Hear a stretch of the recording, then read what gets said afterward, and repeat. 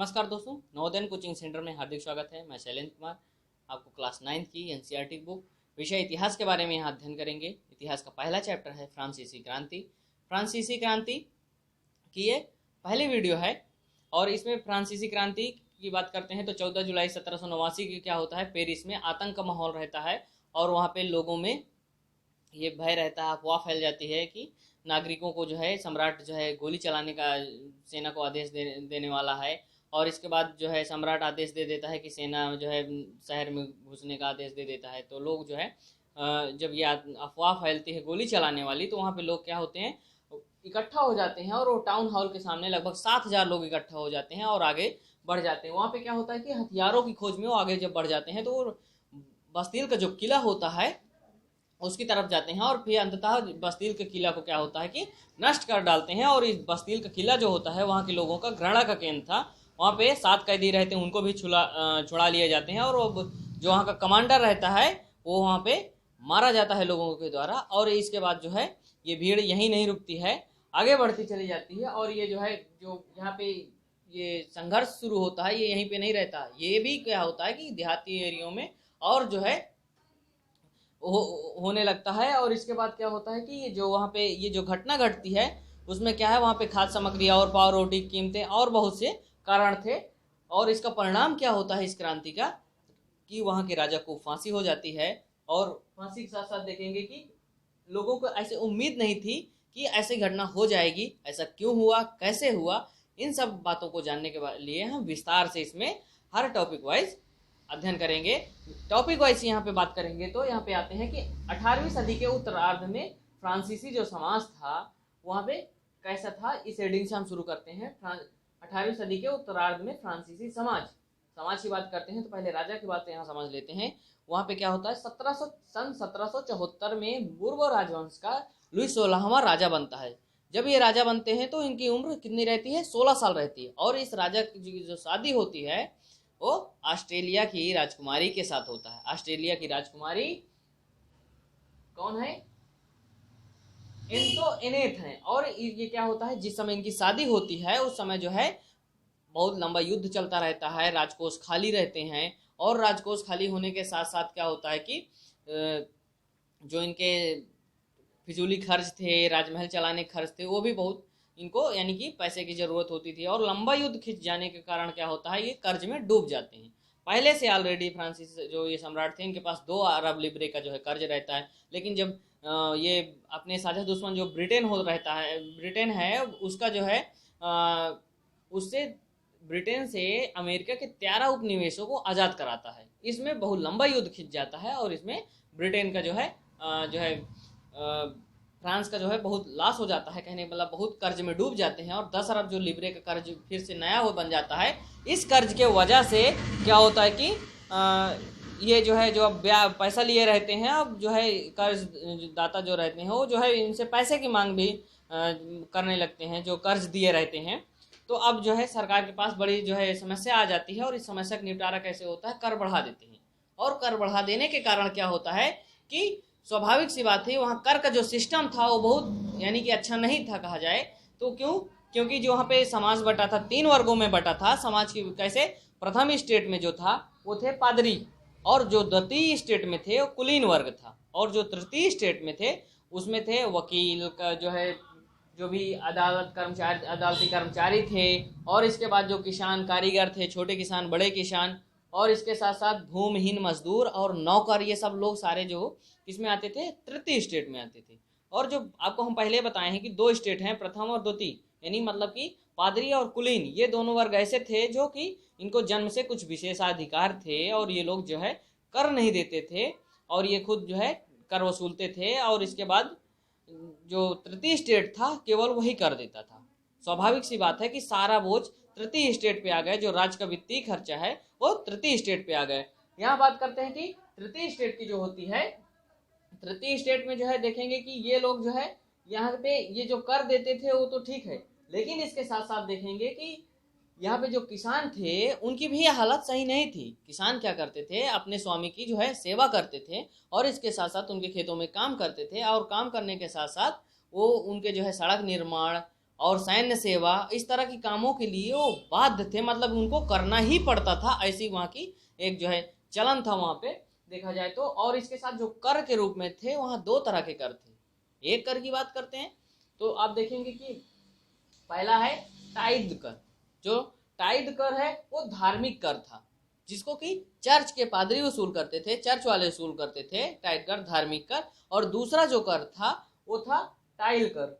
Tile कर की बात करेंगे तो वो प्रत्यक्ष कर था जो वहाँ की सरकार लेती थी। और इसके बाद जो अप्रत्यक्ष कर थे वो भी जो है जैसे नमक, तंबाकू, डेली जो है यूजेज वाली जो सामानें हैं उन पे लगाए गए थे। जो अप्रत्यक्ष कर थे उनको भी यह तृतीय स्टेट खूब अच्छे से यानी कि वो भरने के लिए इसको जो है बाध्य किया जाता था। और जो सारा वित्तीय खर्च था यही तृतीय स्टेट के ऊपर डिपेंड था। इसके बाद देखते हैं ये सारी सिचुएशन तो वहाँ फ्रांसीसी समाज की थी। और फ्रांसीसी समाज का जो है आगे क्या होता है कि जीने के लिए संघर्ष क्यों वहाँ लोगों को करने पड़ता है। ये अगली हेडिंग है, जीने का संघर्ष। जीने के संघर्ष की हेडिंग में क्या होता है कि वहाँ के लोगों को जीने के लिए भी संघर्ष करना पड़ रहा था। पहली बात तो क्या है कि वहाँ की जो जनसंख्या की बात करें, फ्रांस की जनसंख्या 1715 में 2.3 करोड़ थी, लेकिन 1789 में 2.8 करोड़ हो जाती है। 1789 में जब 2.8 करोड़ हो जाएगी, जनसंख्या बढ़ जाती है और जो उत्पादन क्षमता होती है वो नहीं बढ़ पाती, अनाज की जो है ज़्यादा मांग होती है, तो स्वाभाविक सी बात है जो वहाँ खाद्य पदार्थ हैं और पावरोटी है और खाद्य पदार्थ की जब मांग बढ़ जाएगी तो उसका रेट बढ़ जाता है, बहुत ज़्यादा कीमतें हो जाती हैं।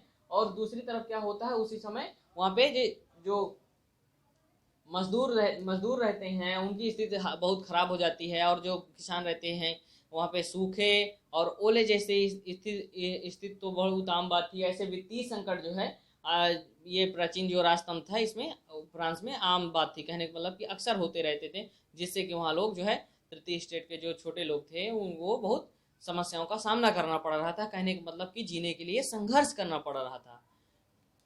आगे आते हैं, उभरते मध्य वर्ग ने विशेषाधिकारों की कल्पना की। कैसे, यानी कि मध्य वर्ग जो उभरते लोग थे वो विशेषाधिकार की कल्पना की कि हाँ उनको भी कुछ अधिकार मिलने चाहिए। क्यों? क्योंकि जो पादरी थे चर्च के और कुलीन वर्ग था उनको विशेष जन्म से अधिकार मिल जाते थे कि उनको जो है कर जो है नहीं देना है। इस तरह की बहुत सारी बातें थी। तो जो ये जो तृतीय स्टेट के लोग थे वो क्या हुआ कि 18वीं शताब्दी में जो व्यापारी वर्ग था तृतीय स्टेट के, वो ऊनी और रेशमी वस्त्रों से संपत्ति जो बहुत ज़्यादा अर्जित कर लिए थे। और इसके बाद क्या थे, इसी वर्ग में वकील और प्रशासनिक जो अधिकारी थे और इसके बाद विशेषाधिकार जो है ये लोग सब जो शिक्षित वर्ग था वो सब क्या है कि तृतीय स्टेट में ये लोगों की मांग थी कि यही लोग जो है फ्रांस के क्या है प्रवक्ता के रूप में अपने आप को घोषित किया। और ये लोग मानते थे अपने आप को। और दूसरी बात ये भी कहते थे कि इनके जो है जो भी पादरियों और कुलीनों को जो विशेषाधिकार मिले हैं वो जो है जन्म के आधार पर इनको नहीं मिलना चाहिए, योग्यता के आधार पर मिलना चाहिए। जो व्यक्ति योग्य हो उनको योग्यता के आधार पर मिले, किसी को भी यानी कि समानता के भाव से ये देखा जाए, ना कि किसी को विशेषाधिकार देके बढ़ाया जाए। तो इस समय यहाँ पे एक घटना और घटती थी विशेषाधिकार की कल्पना में। फ्रांस की क्रांति में सब बहुत बड़ा योगदान वहाँ के दार्शनिकों का है, जैसे रूसो हैं, जान लाक हैं, मॉन्टेस्क्यू हैं।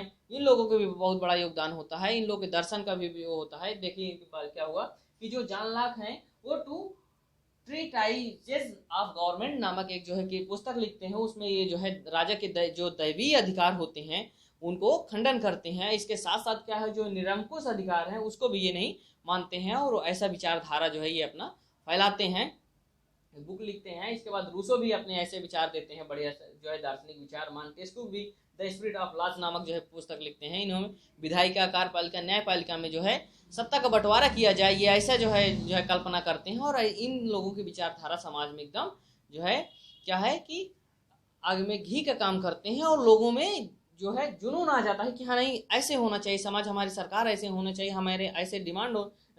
लोग अपनी अपनी मांग रखने लगते हैं। ये लोग स्वतंत्रता और समानता और समान अवसर की मांग करने लगते हैं। और जो दार्शनिक के विचार होते हैं वो इन लोगों को क्या होती है गर्मा गर्म बहसें होने लगती हैं। इन गर्मा गर्म बहसें कहाँ पे, हाउस और सैलान की गोष्ठियों में होने लगते हैं। और इसके साथ साथ जो पुस्तकों अखबारों में इनके विचार चलते हैं, बातें चलती हैं, उनको जो लोग पढ़े लिखे लोग नहीं होते हैं इनके विचारों को लोगों के सामने बीच में भीड़ यानी लोगों के बीच में जाके तेजी आवाज में पढ़ते हैं, जिससे कि जो पढ़े लिखे नहीं वो भी सुने और जाने कि हम जो है हमें क्या करना चाहिए, कैसे सरकार चाहिए, क्या विचार चाहिए, तो इन दार्शनिकों का भी यहाँ बहुत बड़ा योगदान है, जो ऐसे विचार दिए कि हमें जो है कैसी सरकार चाहिए, जिसमें कि सत्ता का बंटवारा हो, जैसे विधायिका, कार्यपालिका, न्यायपालिका हो।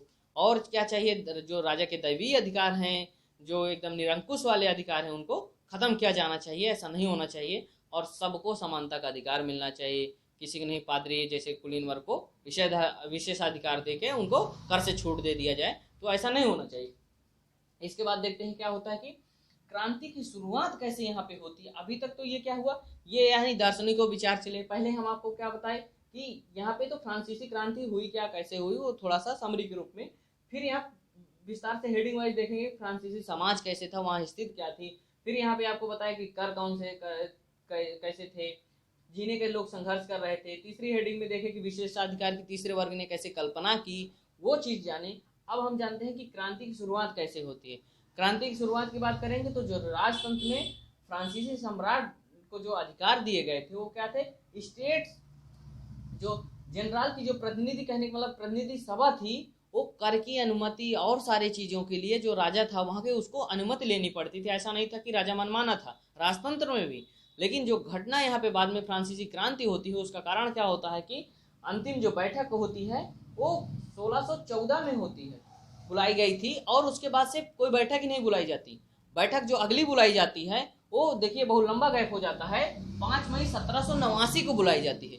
5 मई 1789 को जब बैठक बुलाई जाती है तो वहाँ पे होता क्या है कि जो लुई 16वां रहता है वो कर के लिए बैठक करता है कि कर बढ़ाए जाएं, क्योंकि अब जो है 13 उपनिवेश बना जो के लिए जो युद्ध लंबा खिंच जाता है, वहाँ पे क्या होता है, फ्रांस के ऊपर बहुत कर्जा हो जाता है, और उस कर्ज से निपटने के लिए क्या होता है, कर बढ़ाना पड़ेगा ही। तो इस बात को लेकर उन्होंने जो है फिर से जो है लोगों को बुलाता है, प्रतिनिधि सभा को। और जो प्रतिनिधि सभा को बुलाने का जो अधिकार होता है वो राजा के ही पास होता है। यहाँ पे क्या करते हैं, जो प्रथम स्टेट होता है और द्वितीय स्टेट होते हैं, उसके 300 व्यक्ति बुलाए जाते हैं। और 300 जो व्यक्ति आते हैं उनको तो बड़े सम्मान के साथ आमने सामने बैठा कर उनकी बातचीत की जाती है। लेकिन जो तीसरा वर्ग होता है, तृतीय स्टेट की बात करेंगे, आपको बता दिए तृतीय स्टेट जो लास्ट में थे, व्यापारी, अदालती, किसान, वो सब थे। उनको क्या किया जाता है, उनको उन 300 व्यक्ति जो आमने सामने बैठते हैं, जैसे कि आमने सामने की बात करें कि 300 आमने सामने बैठ जाते हैं, और इन्हीं के जस्ट पीछे 600 लोगों को खड़ा कर दिया जाता है। जो 600 लोग आते हैं वो कहाँ से आते हैं, तृतीय स्टेट से आते हैं। इन 600 लोगों को क्या किया जाता है, जब सम्मान पूर्वक बैठने तक नहीं दिया जाता तो ये लोग जो है उस सभा का बहिष्कार करते हैं और बाहर निकल आते हैं।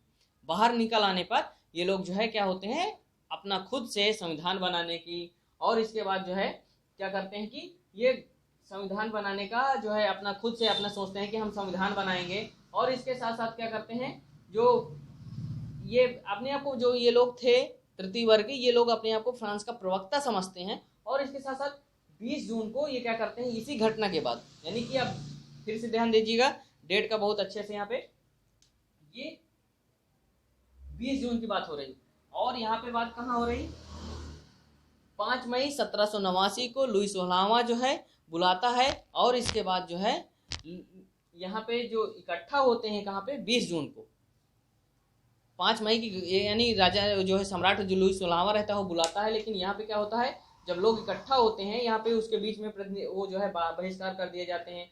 और फिर क्या करते हैं ये लोग, 20 जून को वर्साय के जो इंडोर टेनिस कोर्ट में ये जमा होते हैं। और जमा होने पे क्या होते हैं, वो लोग शपथ लेते हैं कि संविधान जो है तैयार करेंगे, और राजा की जो ऐसी शक्तियां हैं इनको कम किया जाएगा, और ऐसा संविधान बनाया जाए कि जिससे कि सभी लोगों को समान रूप से जो है अधिकार मिले, जीने का अधिकार मिले, सही से रह सकें, उस तरह के अपने अधिकारों की मांग करने लगते हैं। और ये एक असेंबली बनाते हैं। और इसके बाद देखेंगे कि यहाँ पे जो 300 लोग थे और इनकी जो सभा बनाई जाती थी, उसमें जो है कौन कौन से लोगों को प्रवेश वर्जित था। अभी तो आप हम बता दिए कि पहले से 300 लोग, दूसरे स्टेट से 300 लोग, और तृतीय स्टेट से 600 लोग। लेकिन एक चीज और होता है, जो औरतें होते हैं, और औरतें और कारीगर और किसान जो होते हैं, इनकी प्रतिनिधि सभा में क्या होता है कि प्रवेश वर्जित रहता है, वो लोग नहीं जा सकते हैं। यहाँ पर भी देखेंगे एक बहुत बड़ा वर्ग क्या होता है, बहिष्कृत कर दिया जाता है, बाहर कर दिया जाता है।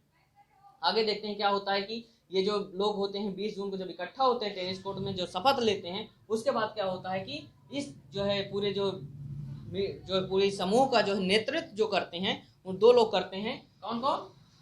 मीराब्यो और ये जो कुलीन वर्ग से आते हैं और अबे सीए, ये क्या होते हैं कि पादरी रहते हैं। ये जो है क्या होता है कि एक कुलीन है, एक पादरी है, लेकिन देखेंगे क्या है कि कुलीन पादरी तो प्रथम द्वितीय में आते हैं, लेकिन ये दोनों लोग क्या करते हैं, सामंतवादी व्यवस्था, जो ऐसी व्यवस्था है जो अभी तक फ्रांस में चल रही थी, उसका विरोध करते हैं, जिसके वजह से ये तृतीय स्टेट का साथ देते हैं तो ये दोनों कुलीन और पादरी वर्ग के, लेकिन साथ देते हैं तृतीय स्टेट का। और इसके बाद की घटना क्या घटती है कि वहाँ पे जो पावरोटी कीमतें होती हैं, इस समय बहुत जो है आसमान छूती रहती हैं, कड़ाके ठंड पड़ती है, फसल भी जो है उस समय अगर जब बहुत ठंड पड़ेगी क्या है, फसल ओला से और सारी चीज़ें दिक्कतें हो जाती हैं, बेकार हो जाती हैं। और जब क्या होगा, वहीं पे घटना घटती है जब पावरोटी की जो है यानी कि जनसंख्या बढ़ जाती है, डिमांड बढ़ी रहती है, आपको पहले बता चुके हैं। तो यहाँ पे क्या होता है कि बेकरी जो है मालिक होते हैं, वो बेकरी मालिक जो है क्या करते हैं, जमाखोरी करने लगते हैं। बेकरी मालिक जमाखोरी करके क्या करते हैं कि ज़्यादा से ज़्यादा पैसा कमाने की लालच रहती है। और वहाँ पे क्या होता है कि औरतें घंटों भीड़ लगाए रहती थी कि वहाँ उनको कुछ मिल जाए खाने को, पैसा भी देती थी, फिर भी उनको सामान बहुत महंगे कीमतों पर मिलता था, वो भी बड़ी मुश्किल में। अंततः सब लोगों ने, औरतों ने उब के क्या किया, वहाँ पे धावा बोल देते हैं और दुकानों को लूट लेते हैं। यानी कि जब लूट लेते हैं, इसके बाद क्या होता है कि वहाँ पे जब आतंक का माहौल हो जाता है और सेना के लिए जो है राजा जो है आदेश दे देता है वहाँ पेरिस में प्रवेश करने के लिए। और जो लोगों को जो आपको पहले ही बता दिए हैं, लोगों में अफवाह फैल जाती है कि राजा जो है गोली चलाने का आदेश देने वाला है। इस घटना से क्या होती, लोगों में क्रांति, ऐसा जोश पैदा होता है कि जिसके वजह से वो क्या करते हैं कि जो बस्तील का किला होता है वो जो है नष्ट कर डालते हैं। ये घटना कहाँ घटती है? 14 जुलाई 1789 को घटती है, बस्तील के किले वाली जो घटना है। इसी समय क्या होता है, ये लोग हथियारों की खोज में रहते हैं कि हथियार मिल जाए जिससे सेना से और लोगों से लड़ा जा सके। और ये जो भी कर वसूल करने वाले कागजात थे जो और सब सारी चीज़ें थी, उनको क्या होते हैं सरकारी दफ्तरों में घुस कर जबरदस्ती उनको सबको नष्ट कर देते हैं। और लगान वगैरह वाले जो कागजात होते हैं उनको भी नष्ट कर देते हैं। इसके साथ देखेंगे जी, यहाँ बस्तील का किला होता है, यहाँ पहले बता दें आपको, वहाँ पे 7 कैदी होते हैं, उनको छुड़ा लिए जाते हैं, बस्तील के किले को कमांडर को मार देते हैं। और इसके बाद क्या करते हैं, जो लुइस ओल्हामा होता है वो नेशनल असेंबली को जब देखेगा कि विद्रोही प्रजा जो है बहुत ज़्यादा विद्रोही प्रजा का सामना नहीं कर सकता है, तो अपने आप को सिलेंडर कर देता है। कहने का मतलब कि वो नेशनल असेंबली जो ये लोग बनाते हैं, जो 600 प्रतिनिधि बाहर होते हैं तृतीय स्टेट के, उनको मान्यता दे देता है कि जो उनकी मांगे हैं पूरी हो जाएंगी। उनकी मांगों की बात करेंगे तो उनकी मांगे रहती हैं कि जो धार्मिक कर हैं जन्म के आधार पर उनको खत्म किया जाना चाहिए, और जन्म के आधार पर जो विशेषाधिकार है उनको भी खत्म किया जाना चाहिए। और चर्च की जो ज़मीन है उसको जब्त करने की मांग करते हैं, वो भी जब्त कर ली जाती है। और इस तरह से जो सरकार के पास, जो अब नई सरकार बनती है, उसके पास 20 अरब लिब्रे की संपत्ति आ जाती है। आगे क्या घटना घटती है, यहाँ तो देख लिए कि हाँ, यहाँ पे पूरा जो है युद्ध हुआ, फ्रांसीसी क्रांति हुई, सारी चीज़ें जो है। क्रांति होने के बाद देखेंगे कि यहाँ पे राजा भी मान लेता है, लेकिन उसके बाद और भी क्या बातें बसती हैं, जो वहाँ फ्रांस के संवैधानिक राजतंत्र, अब क्या होता है, फ्रांस का संवैधानिक राजतंत्र बन गया। यहाँ पे देखेंगे कि राजा मान लिया, फ्रांस का राज ने जो है संवैधानिक राजतंत्र बन गया है, अब विधायिका कार्यपालिका पे कार्य करेगा, वो सब चीज़ें राजा मान लेता है। लेकिन अभी भी कुछ कमियां हैं। क्या है, जो नेशनल असेंबली होती है वो 1991 में 1791 संविधान का प्रारूप जो है पूरा कर लेती है, और इसी को नेशनल असेंबली को कानून बनाने का अधिकार होता है। इसके साथ साथ क्या होता है कि जो ये चुनी जाते हैं, ये अप्रत्यक्ष लोगों द्वारा जो है नेशनल असेंबली चुनी गई थी। और क्या है कि जो यहाँ पे जो अधिकार दिए गए हैं नेशनल असेंबली में, विधायिका, कार्यपालिका, न्यायपालिका के रूप में बांट दिए जाते हैं। ऐसे ही वो काम करेंगे ये इस आधार पे। और जो यहाँ के नेशनल असेंबली होती है, उनका चुनाव कैसा होता है, अगर ये बात जानेंगे तो क्या है कि नागरिक एक निर्वाचक समूह को क्या होता है, चुनते हैं, जो पुनः असेंबली के सदस्य को चुनते हैं। मतलब जो आम नागरिक होते हैं वो पहले एक सदस्य को चुनते हैं, और उस सदस्य के द्वारा फिर नेशनल असेंबली के सदस्य को चुने जाते हैं। इसके बाद क्या होता है, ये तो चुनने के बता दिए। और क्या, जो वोट देने का अधिकार क्या रहता है, कैसे नेशनल असेंबली चुनी जाएगी, अभी बता दिए कि एक निर्वाचक समूह चुनते। कौन लोग चुनेंगे ये बात करेंगे कि वोट देने के कैसे अधिकार होते हैं। वो क्या होते हैं कि 25 साल से जिनकी उम्र ज़्यादा हो वो वोट दे सकते हैं, और कम से कम 3 दिन की मजदूरी का वो लोग सरकार को टैक्स अदा करते हों, तभी वो जो है वोट देते हैं। ये बहुत खराब बात आती है यहाँ पे, खराब बात क्यों आती है? क्योंकि जो गरीब है वो वोट नहीं दे पाएगा। क्यों? क्योंकि यहाँ पे सीधे सीधे जो है क्या रख दी गई शर्त कि जो कम से कम 3 दिन की मजदूरी का जो है बराबर जो है कर देता हो वही जो है वोट दे सकता है। और क्या हो गई कि जो यहाँ पे शेष पुरुष और महिलाएं बच्चे, उनको क्या होता है, निष्क्रिय नागरिक के रूप में वर्गीकृत किया जाता है। कहने का मतलब उनका बगैर ध्यान रखे उनका, अब उनको कुछ समझा ही नहीं जाता कि वो भी कोई चीज़ है। सारे लोग हो गए जो कर टैक्स अदा कर सकते हैं, सब कुछ है, मतलब कि अभी भी गरीब लोगों का ध्यान ना रख के पूरा काम यहाँ पे वो जो है कानून बना देते हैं।